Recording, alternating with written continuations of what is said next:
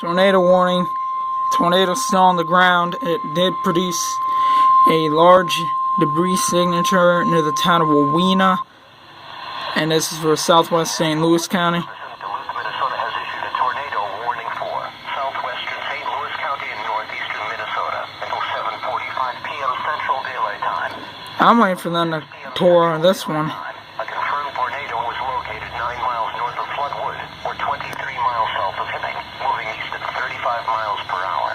This is a particularly dangerous situation. How about the one southeast of town? Include a damaging tornado. Tornadic debris has been confirmed by radar. The following impacts are expected. You are in a life-threatening situation. Flying debris may be deadly to those caught without shelter. Mobile homes will be destroyed. Considerable damage to homes, businesses, and vehicles is likely, and complete destruction is possible.